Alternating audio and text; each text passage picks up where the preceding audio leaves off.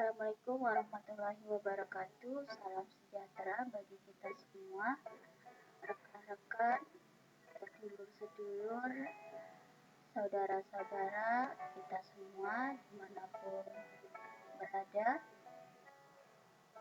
Kali ini saya ingin menyampaikan kembali tentang konsep basically atau dasar pada mitigasi ketiga, yaitu berkaitan dengan bagaimana kita mengurangi grade atau tingkatan daripada kemiskinan yang tercipta akibat daripada bencana alam. Seperti kita ketahui bahwa banyak sekali faktor kemiskinan yang ada di seluruh dunia. Sebab dan musababnya tentunya ada salah satunya jumlah angka kemiskinan terjadi karena adanya bencana alam. Yang tadinya memiliki aset, kemudian setelah adanya bencana alam sebagian atau seluruhnya tidak dapat dievakuasi, maka inilah yang terjadi. Sehingga kita berusaha bagaimana memikirkan untuk sumber daya manusia yang lebih memilih hidup berdampingan atau beresiko untuk berhadapan dengan bencana alam, untuk sedikit berkurang beban mereka dengan cara membantu mereka dengan mengurangi risiko yang mereka pilih ketika mereka hidup berdekatan dengan bahaya yang kemungkinan besar akan selalu terjadi pada kehidupan sehari-hari. Seperti kita ketahui bahwasannya masyarakat atau saudara-saudara kita yang tinggal di daerah perbukitan dan pegunungan, risiko bahaya yang mereka dapatkan salah satunya adalah longsor, kemudian yang kedua adalah banjir bandang, kemudian yang ketiga adalah gempa bumi, yang keempat adalah gunung berapi meletus atau gunung berapi meletus. Untuk itu, saya mencoba menyampaikan secara mendasar konsep kecil bagaimana kita bisa mengurangi tingkat daripada kemiskinan yang dialami individual ketika dia berhadapan dengan bencana alam. Sebagai contoh, seandainya petani yang ada di bawah pegunungan memiliki 50 kambing, setidaknya hartanya masih bisa diselamatkan paling tidak separuh atau lebih dari separuh harta tersebut. Seperti kita ketahui, berbagai macam aset yang masih bisa diharapkan berputar ada salah satunya hewan ternak, kemudian yang kedua bibit atau hasil panen, dan yang ketiga tentunya adalah barang atau aset yang masih bisa dijual dan dibeli kembali. Untuk itu kita coba membantunya di ruang evakuasi cepat pada aset atau harta warga. Seperti kita ketahui bahwa pada area yang ada di gunung berapi yang jauh dari jalan protokoler atau jalan beraspal, di mana medannya yang tidak beraturan pada ruang yang agak jauh dari jalan aspal atau jalan yang dibuat untuk dilewati oleh kendaraan umum, tentunya kita akan menemukan medan dataran tinggi dan dataran rendah yang berundak-undak. Nah, untuk itu sebaiknya saya menyarankan kepada pihak yang memiliki tugas dalam melakukan evakuasi untuk salah satunya adalah memantau area-area tersebut. Jadi bisa dilakukan dengan drone untuk bisa memetakan area mana di dataran tinggi menuju dataran rendah yang berundak-undak tadi yang jauh dari jalan aspal atau jalan protokoler menuju jalan umum ke arah desa penyangga untuk menyelamatkan diri dari bencana alam. Setelah dipetakan, tentunya tujuannya adalah untuk bisa mempercepat tindakan evakuasi terhadap aset atau harta warga yang berada di dataran tinggi menuju dataran rendah untuk menuju desa penyangga. Hal tersebut tentunya harus kita kaji atau kita buatkan petanya untuk bisa membuat posko-posko. Jadi kita buat setelah kita ketahui petanya tadi, maka posko-posko tersebut harus dibuat pada dataran tinggi menuju dataran rendah kedua, kemudian menuju dataran rendah ketiga, setelah itu menuju dataran rendah keempat hingga menuju jalan protokoler terdekat atau jalan aspal terdekat. Ini digunakan untuk melakukan evakuasi cepat pada aset atau harta warga yang kemungkinan apabila terjadi accident tidak membuat kerugian yang menghilangkan nyawa sumber daya manusia. Artinya di sini kita membuat eskalator manual yang bisa dibuat secara sederhana, yang mana di situ seperti berbentuk prosotan dari posko pertama, posko yang berada di dataran tertinggi menuju posko kedua, dataran yang lebih rendah, di mana di situ dibentuk prosotan yang tentunya pihak Basarnas dan pihak yang berada di bidang tersebut lebih memahami apa saja yang bisa digunakan sumber daya untuk menciptakan eskalator manual tersebut. Nah, setelah terbentuk tadi, lalu bagaimana kita bisa melakukan evakuasi cepat? Jadi cara kerjanya adalah seperti misalnya unggas. Unggas di sini bisa dilakukan evakuasi cepat tanpa harus diangkut dari dataran tinggi menuju dataran rendah yang tentunya mungkin jalannya agak berkelok-kelok dan lebih memakan waktu dibandingkan kita menggunakan eskalator manual. Seperti unggas dan barang-barang seperti kasur dan sebagainya bisa kita gunakan eskalator manual tadi. Jadi kalau unggas tadi kita coba sedikit lebih tahu dokter di bidang ternak dan sebagainya, bagaimana caranya agar hewan yang dipindahkan tadi bisa aman kondisinya ketika dia diturunkan dengan gratis dengan kecepatan yang agak tinggi menuju dataran yang agak rendah di posko berikutnya.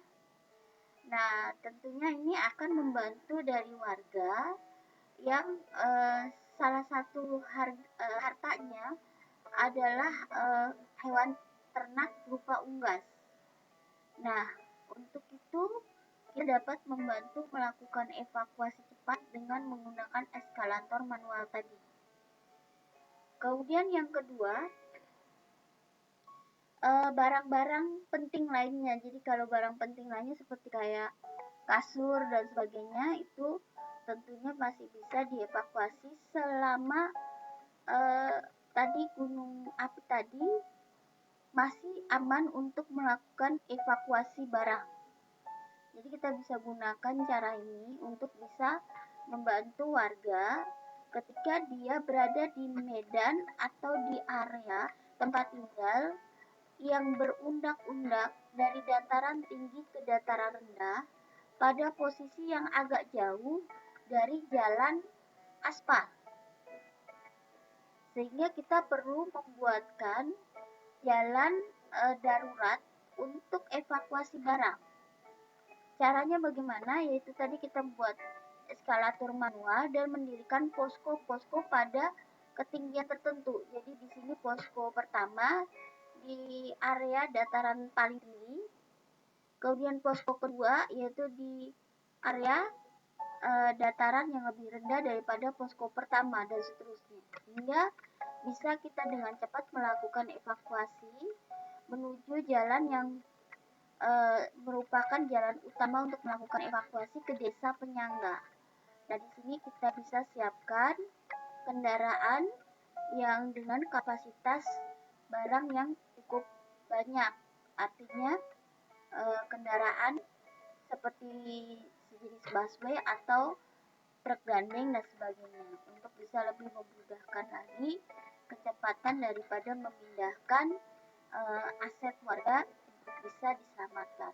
Setidaknya hal tersebut pertama adalah kita bisa menjaga grade daripada pertumbuhan ekonomi daripada warga yang tertimpa bencana alam.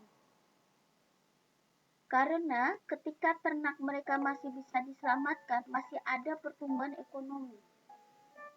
Masih ada pergerakan ekonomi. Sehingga tidak membuat ibarat kata tidak membuat daripada subsidi tadi membengkak karena adanya tadi ya jadi nilai bantuan yang dibutuhkan oleh individual itu akan bisa diminimalis dengan cara kita membantunya di ruang evakuasi cepat.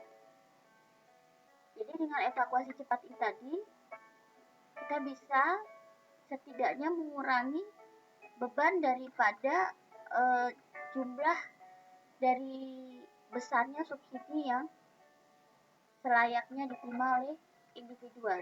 Sehingga dengan adanya seperti ini kita bisa membantu pemulihan daripada ekonomi lebih cepat lagi dengan cara membantu mengevakuasi cepat aset harta warga. Yang pertama tentunya kita lebih mengutamakan evakuasi sumber daya manusia. Tetapi evakuasi cepat aset atau harta warga ini bisa dilakukan ketika sudah dilakukan warning. Artinya sumber daya manusia tersebut sudah yang berada di zona bahaya tadi sudah diberi peringatan untuk segera melakukan antisipasi sehingga mengkontak wilayah desa penyangga untuk MOU dan melakukan manajemen daripada pengelolaan penitipan aset dari warga yang akan tertimpa bencana gunung api yang masih pada ruang estimasi pada ruang status tadi, status gunung seperti status gunung waspada, siaga 1, siaga 2 dan seterusnya.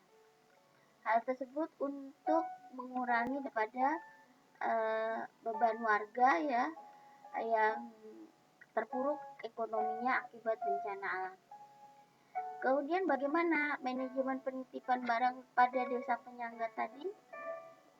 Ini adalah formatnya. Jadi kalau kita lihat, pertama poin penting daripada manajemen penitipan barang pada desa penyangga bersinergi dengan pegadaian itu sudah pasti. Walaupun tidak dijual, mungkin hanya dititipkan karena pegadaian memiliki fasilitas untuk bisa memanage seperti barang mulia, emas, dan barang elektronik yang bisa dititipkan oleh warga ke Pegadaian apabila disetujui secara bersama. Artinya di sini pihak Pegadaian bisa membantu dalam hal ruang dan juga pengawasan dan sebagainya, karena Pegadaian adalah milik pemerintah, sehingga hal ini bisa digunakan untuk setidaknya membantu warga daripada gunung api yang diharapkan bisa secepatnya melakukan evakuasi hartanya. Nah, ini siapa tahu bisa membantu daripada solusi bagaimana kita bisa melakukan evakuasi cepat. Kemudian yang kedua,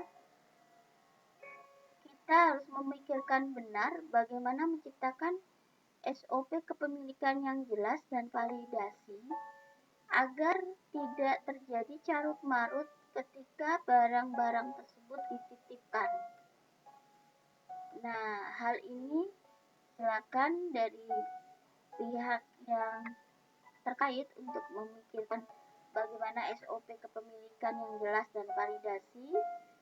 Pada YouTube kemarin, saya menjelaskan sebagai contohnya adalah misalnya kepemilikan ternak. Jadi ternaknya diberi kode atau diberi identitas yang tentunya identitas atau kode uniknya tadi diberikan tandanya kepada hewan tersebut dengan didampingi oleh dokter hewan untuk bisa pada saat membuat tanda tadi tidak membuat hewan ternak tadi sakit atau celaka, sehingga hal itu salah satu SOP kepemilikan jelas dan validasi yang bisa disahkan ya di ruang administrasi untuk bisa tidak terjadi benturan atau carut marutnya pada administrasi penitipan tadi.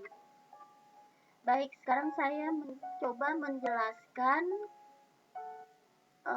yang pertama, untuk manajemen penitipan barang pada desa penyangga adalah salah satunya adalah barang-barang sekolah dengan spesifikasi komputer dan barang elektronik, alat laboratorium, dan alat olahraga. Seperti kita ketahui, di sekolah juga mempunyai aset berharga seperti komputer dan barang elektronik dan alat laboratorium dan alat olahraga yang nilainya cukup material. Sehingga sekolah-sekolah yang ada di bawah gunung api hendaknya dipikirkan untuk dimanajemen atau dimanage bagaimana barang-barang tersebut sudah bisa dievakuasi pada posko tertentu, seperti misalnya di bangunan sekolah tempat penitipan khusus untuk barang-barang sekolah dari zona sekolah yang berada di bawah gunung api. Nah, tentunya hal ini harus dipisahkan dengan barang penitipan barang kantor, barang pertanian, dan barang punya warga, agar bisa dilakukan manajemen administrasi sehingga tidak terjadi carut-marut pada ruang tadi, kepemilikan dan sebagainya tadi, pengawasan dan sebagainya. Hal ini tentunya akan membantu pemerintah untuk mengurangi biaya yang akan dikeluarkan untuk mengadakan atau logistik kembali barang-barang sekolah akibat daripada bencana gunung api tersebut. Nah, ini harus dimanage seperti ini. Kemudian barang kantor, seperti kita ketahui bahwasannya di daerah zona gunung api tadi tentunya ada perkantoran, khususnya perkantoran berkaitan dengan kantor-kantor desa yang tentunya juga mempunyai barang berharga seperti komputer dan barang elektronik, alat-alat laboratorium apabila kantor tersebut di bidang pertanian dan sebagainya, dan alat-alat lain yang tentunya juga harus dimanage atau dikelola secara manajemen dan dititipkan di gedung khusus juga, sehingga terpisah dengan barang-barang titipan dari sekolah. Kemudian barang pertanian, kita ketahui spesifikasinya, komputer dan barang elektronik, alat laboratorium dan mesin, serta bibit tanaman langka atau flora fauna yang langka.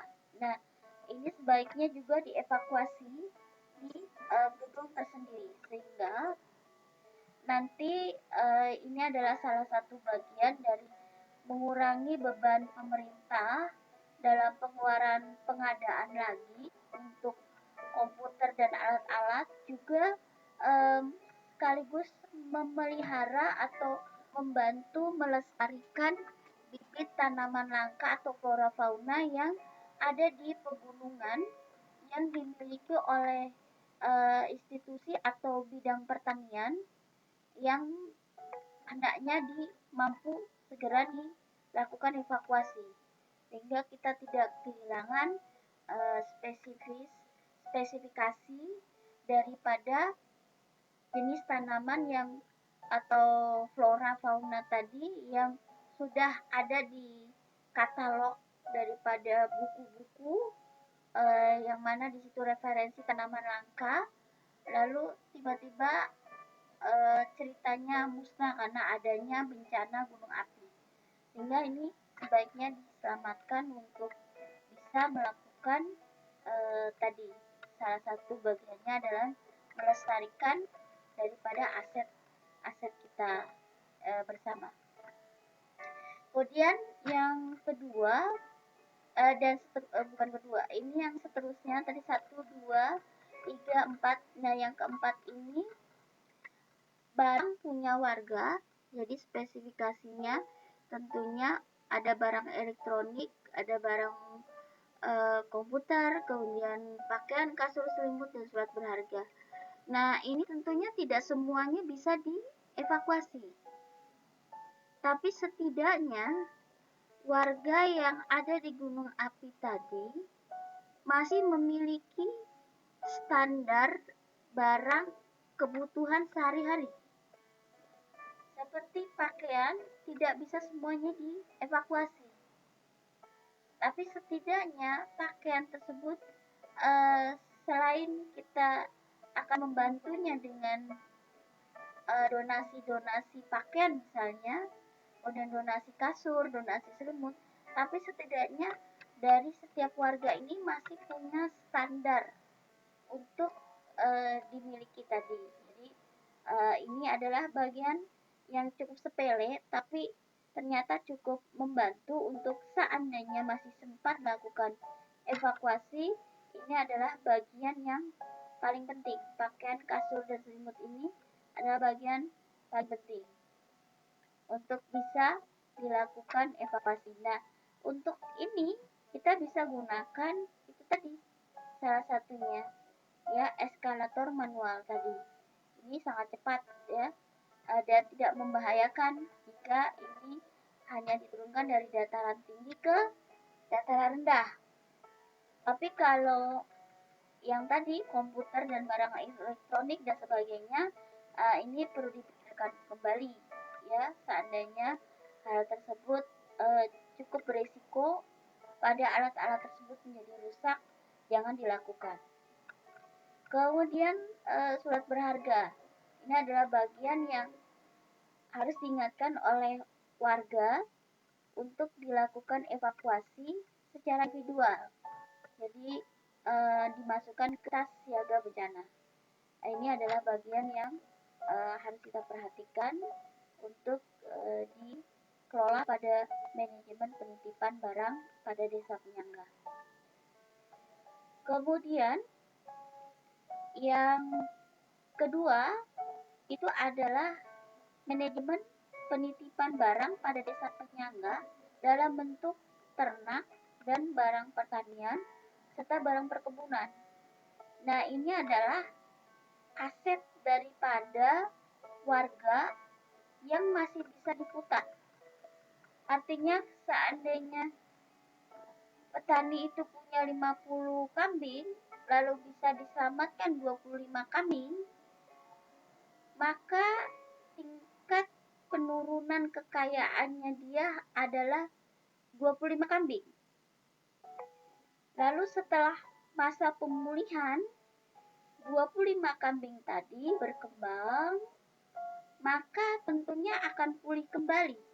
Kemungkinannya 25 kambing tadi bisa menjadi 30 kambing, bahkan bisa menjadi 50 kambing.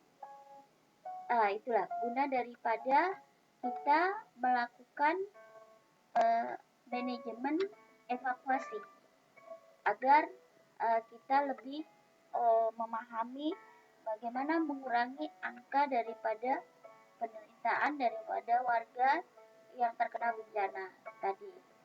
Nah, sekarang kita kembali pada sini di bagian ternak, spesifikasi unggas, ayam, dan burung. Jadi di pegunungan mungkin banyak sekali warga yang memelihara unggas, ayam, dan burung. Entah itu dalam jumlah banyak atau jumlah sedikit, itu juga aset. Sehingga bagaimana bisa diselamatkan? Caranya adalah menggunakan eskalator manual. Jadi seandainya itu di dalam perjalanan di eskalator manual terjadi accident, tentunya tidak menjadikan sebuah kerugian yang sangat krusial. Jadi bagaimana kita mengantisipasinya itu tadi kita unggas atau ayam atau burung tadi pada evakuasi ini tentunya pihak daripada kedokteran hewan hendaknya ikut andil dalam evakuasi menggunakan eskalator manual. Lalu bagaimana dengan gas ayam burung tadi agar dia tertukar? Nah, pada saat penempatannya tadi Pak, itu harusnya kandangnya tadi yang sudah dibuat sedemikian rupa ketika aman menggunakan eskalator manual tadi diberi identifikasi kepemilikan sehingga di situ tidak menjadi sebuah carut-marut. Setelah tadi kerangkengnya atau kandangnya tadi yang sudah dispesifikasi dengan aman untuk menggunakan eskalator manual tadi, untuk unggas ayam dan burung tadi sudah dispesifikasi, bisa ditunjang dengan dokumentasi. Jadi kandangnya atau jenis hewannya ya, motif-motif bulunya, misalnya ayam ini ayam kampung ya, karena ayam kampung itu kan mahal ya dibandingkan ayam broiler, dia tentunya punya motif dan sebagainya, itu bisa difoto lalu dimasukkan ke dokumentasi di WhatsApp dan sebagainya, di email dan sebagainya.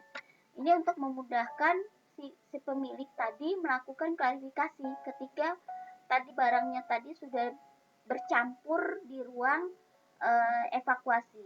Nah, itu untuk bukti kepemilikan dan sebagainya. Lalu bagaimana ketika di masa penitipan barang tadi, kita ketahui bahwa unggas, ayam, dan burung adalah harta atau aset warga yang tidak cukup signifikan atau tidak material untuk diperhatikan secara lebih pada masa waktu yang dimana di situ kita berada di ruang di ruang masa sementara. Jadi sehingga di sini tentunya agar tidak menjadikan kesusahan bersama, jadi kesusahan warga yang menitipkan dan juga kesusahan dari warga yang dititipkan, bisa kita lakukan dengan cara ini tadi. Kita antisipasi dengan melakukan misi gerakan cinta petani di bawah gunung. Bagaimana caranya?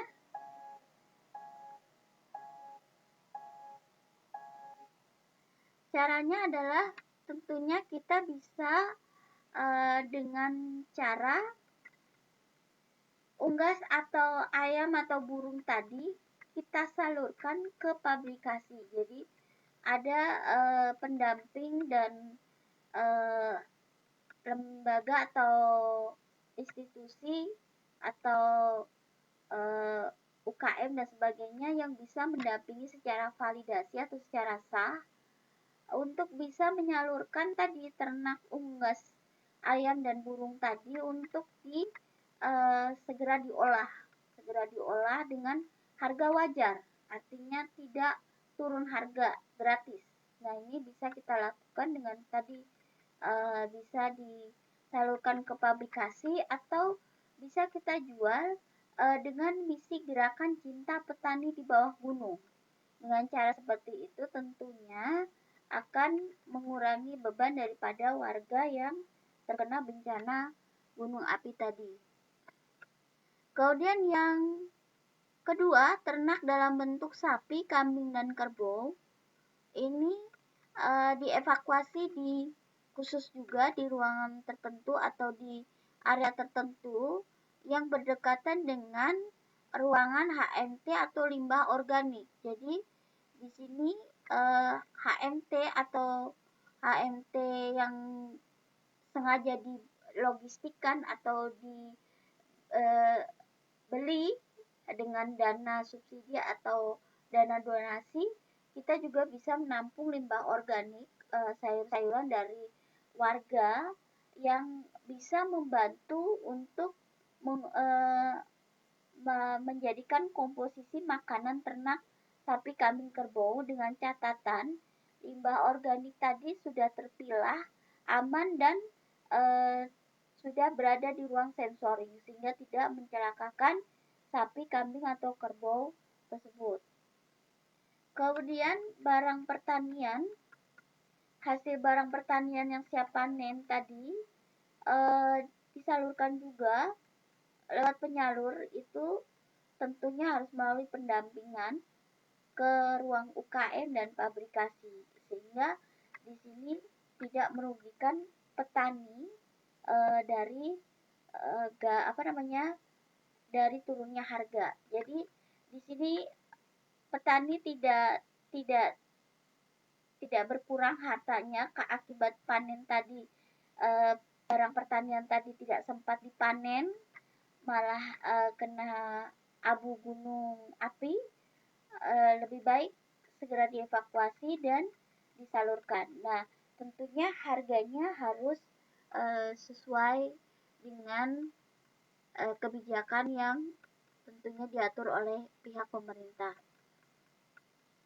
Kemudian yang ketiga, barang hasil kebun seperti empon-empon dan bibit empon-empon juga harus disalurkan juga di pihak penyalur yang tentunya diatur oleh pihak pemerintah yang sudah divalidasi, artinya sah untuk bisa menjadikan transaksi-transaksi dari barang hasil evakuasi cepat tadi berhasil diputar menjadi harta berupa kas masuk untuk warga yang tertimpa bencana gunung api. Setidaknya dengan cara itu kita bisa mengurangi kadar daripada penurunan aset warga yang terkena bencana gunung api. Lalu bagaimana ketika tadi berhasil menciptakan transaksi-transaksi penjualan jual beli tadi pada misi gerakan cinta petani di bawah gunung tadi, setelah itu tadi uangnya tadi harus segera dimasukkan ke rekening, jadi tidak diterima dalam bentuk uang tunai sehingga aman di tempat di mana warga masih mengungsi. Demikian poin yang saya coba sampaikan di ruang spesifik basically. Jadi saya hanya menyampaikan peta konsep sangat dasar pada ruang mitigasi yang bukan berada di bidang detail atau di bidang spesifikasi pada ruang-ruang bidang yang tentunya lebih memahami hal-hal tersebut. Jadi saya coba sampaikan untuk bisa setidaknya sedikit membantu kita semua, rekan-rekan dan saudara-saudara serta sedulur-sedulur yang tertimpa bencana, dan semoga kita dilepaskan dari bencana alam. Semoga semakin Indonesia semakin jaya dengan berkembangnya peta konsep walaupun dasar sampai peta konsep yang sangat spektakuler untuk berkaitan dengan pengelolaan tata kelola alam, terutama khususnya berkaitan dengan mitigasi. Baik, cukup sekian, semoga bermanfaat untuk kita semua. Salam sehat, salam sejahtera, dimanapun kita berada. Kita berusaha untuk menjaga protokoler, jaga jarak, dan pakai masker. Terima kasih. Wassalamualaikum warahmatullahi wabarakatuh.